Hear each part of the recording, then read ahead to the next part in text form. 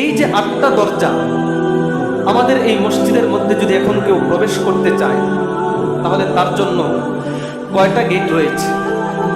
এখন বর্তমানে একটা, আমাদের এই ঠান্ডা বাতাস উপভোগ করার জন্য, কিন্তু ব্যবস্থা আছে কয়টা? 3টা। এই 3টা কি এমনি সৌন্দর্য বৃদ্ধি করার জন্য না প্রয়োজনের জন্য? কেন সবাই যদি বের হতে চায়, ঢুকতে চায়, একটা দরজা যথেষ্ট নয়?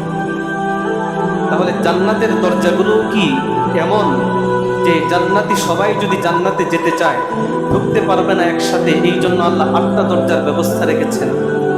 না না, এমন নয়। জান্নাতের দরজাগুলো আমাদের এই মসজিদের গেটের সমান নয়। কেমন? সহিহ মুসলিম শরীফের মধ্যে এসেছে, আবু হুরায়রা রাদিয়াল্লাহু তাআলা আনহু ইরশাদ করেন, আল্লাহ নবী বলেন, ইন্নামা বাইনা মিসরাইনি মিন মাসারি'িল জান্নাতি লাকামা বাইনা মাক্কাহ ওয়া হাজার আও কামা বাইনা মাক্কাহ ওয়া বুসরা। আল্লাহ নবী বলেন, জান্নাতের একটা দরজার প্রশস্ততা কেমন হবে? মক্কা থেকে তখনকার সময়ের হাজার এলাকা, বর্তমানে হলো বাহরাইন এবং কাতার, অর্থাৎ মক্কা থেকে বাহরাইন এবং কাতার এর দূরত্ব যতটুকু পরিমাণ, জান্নাতের একটা দরজার প্রশস্ততা হবে ওই দূরত্বের সমপরিমাণ।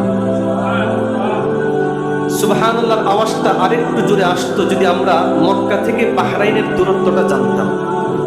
কেমন? প্রায় 1300 কিলোমিটারের কাছাকাছি। কত কিলোমিটার? 1300 কিলোমিটার।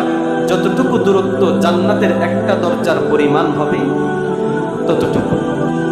যদি আরেকটু সহজে বলি, আল্লাহ নবীর সাহাবী উতবান ইবনে গাজওয়ান তিনি বলেন, ওয়ালাকাদ যুকিরা লানা আন্না মা বাইনা মিসরাইন মিন মাসারি'িল জান্নাতি 40 সানা।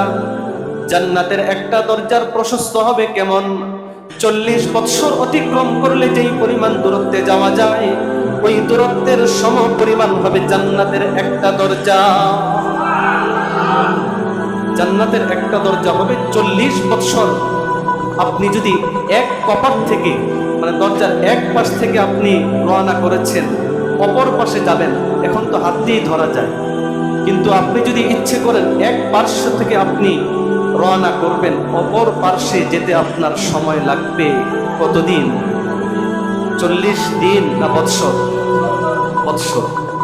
এই রকম সুবিশাল দরজাগুলো থাকবে।